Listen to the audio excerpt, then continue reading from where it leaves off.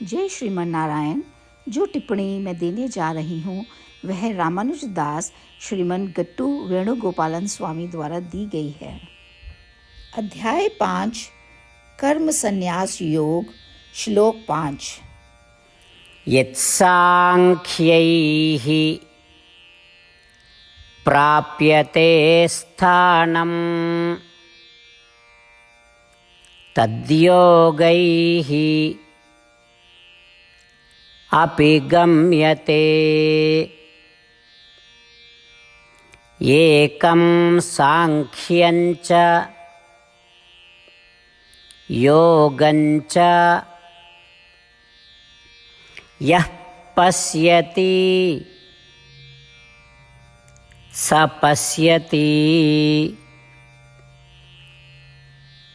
ओम। गीताचार्य श्री कृष्ण परमात्मा अर्जुन सहित हम सभी को कर्म संन्यास योग सिखा रहे हैं। परमात्मा कह रहे हैं, अर्जुन, कर्म योग और ज्ञान योग दोनों आत्म साक्षात्कार का एक ही फल प्रदान करते हैं। इसीलिए जो यह समझता है कि इनमें से कोई भी आत्म साक्षात्कार की ओर ले जाता है वह सच्चा विद्वान है। इस प्रकार श्री कृष्ण परमात्मा कह रहे हैं कि ज्ञान योग और कर्म योग दोनों आत्म साक्षात्कार या आत्मा की प्राप्ति का एक ही फल प्रदान करते हैं। कर्म योग से प्राप्त होने वाला आत्म साक्षात्कार ज्ञान योग से प्राप्त होने वाला आत्म साक्षात्कार के समान है। कर्म योग किसी भी तरह से ज्ञान योग से कम नहीं है। तो परमात्मा हमें निष्काम कर्म के मार्ग पर चलने या फल की आशा किए बिना कर्म करने के लिए प्रेरित कर रहे हैं, क्योंकि कर्म योग सर्वोत्तम है। परमात्मा की शिक्षाओं पर ध्यान करते हुए आइए हम सभी निष्काम कर्म करते हुए या फल की आशा किए बिना कर्म करते हुए अपना जीवन व्यतीत करें। और आइए हम सभी परमात्मा के शब्दों को यथावत दोहराएं। यत्साङ्ख्यैः प्राप्यते स्थानं तद्योगैरपि गम्यते। एकं साङ्ख्यं च योगं च यः पश्यति स पश्यति।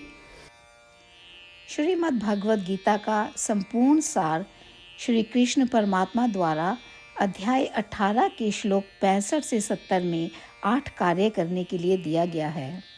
श्री कृष्ण कहते हैं, मैं उन लोगों से प्रेम करता हूँ जो इन 8 बातों का पालन करते हैं। मैं उन भक्तों की हर तरह से रक्षा करूँगा। श्री कृष्ण परमात्मा द्वारा बोली गई संपूर्ण भगवद गीता को सुनने के बाद अर्जुन कहते हैं, करिष्ये वचनम तवा, जिसका अर्थ है, श्री कृष्ण, मैं वैसा ही करूँगा जैसा कि आप कहते हैं। यही कारण है कि श्री कृष्ण ने अर्जुन को सभी प्रकार की सफलताएं और विजय प्रदान की है। आइए हम परमात्मा को अपना वचन दें कि हम इन 8 कार्यों का पालन करेंगे। परमात्मा को इस शब्द देने से बड़ी कोई पूजा, तप या यज्ञ नहीं है। मैं यह 8 व्रत कहूँगी जो हमें करने चाहिए। आप सब कृपया अपने मन और हृदय में इन पर विचार करें। इस तरह से हम श्री कृष्ण को अपना वचन देते हुए हम सभी श्री कृष्ण के प्रसन्न भरे मुख की कल्पना करें और इस आनंद को महसूस करें। जय श्रीमन नारायण। ये है हमारे 8 वादे। हमारा पहला वादा, हे श्रीमन नारायण, जैसा कि आपने निर्देश दिया है, मैं हमेशा आपका ध्यान करूंगी और आपके बारे में सोचूंगी। हमारा दूसरा वादा, हे श्रीमन नारायण, जैसा आपने सलाह दी है, हमेशा आपका भक्त रहूंगी।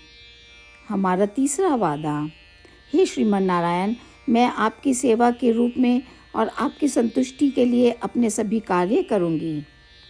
हमारा चौथा वादा, हे श्रीमान नारायण, जैसा कि आपने अनुसरण करने के लिए कहा है, मुझे पूर्ण विश्वास है कि मैं आपकी हूँ और मैं हमेशा हाथ जोड़ूंगी और आपको नमस्कार करूंगी और आपकी पूजा करूंगी।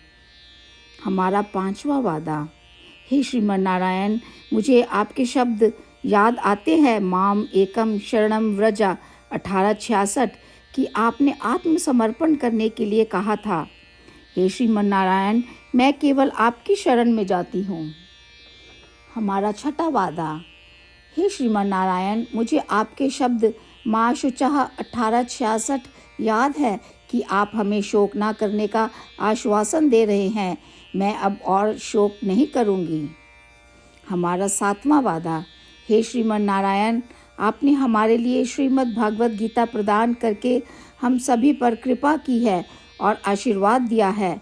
मैं प्रतिदिन कम से कम एक श्लोक पढ़ने या सुनने का वादा करती हूँ। हमारा 8वां वादा। हे श्रीमान नारायण, आपने गीता को पूरी मानवता तक पहुँचाया। मैं गीता में आपके दिव्य शब्दों को उन भक्तों तक पहुँचाने की कोशिश करूँगी जो गीता से अपरिचित हैं। हमने अभी अभी परमात्मा से अपने 8 वादे किए हैं। श्रीमान नारायण को हर दिन यह वचन देना कि हम वही करेंगे जो वे स्वयं कहते हैं, अपने आप में एक महान पूजा है। आइए हम अपने अडिग विश्वास के साथ उन्हें अपना वादा दें। हे श्रीमान नारायण, जैसा आप कहते हैं मैं वैसा ही करूँगी। जैसा आप चाहते हैं मैं वैसा व्यवहार करूँगी और केवल आपके लिए काम करूँगी। श्रीमान नारायण करिष्ये वचनम तवा, जिसका अर्थ है, श्रीमान नारायण, मैं आपके निर्देशों के अनुसार कार्य करूँगी। सर्वम श्री कृष्णा अर्पणमस्तु। जय श्रीमान नारायण। यत्साङ्ख्यैः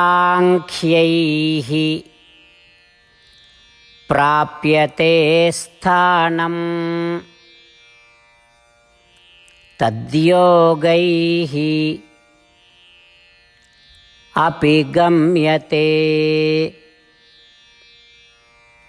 एकं साङ्ख्यं च योगं च यः पश्यति स पश्यति। ॐ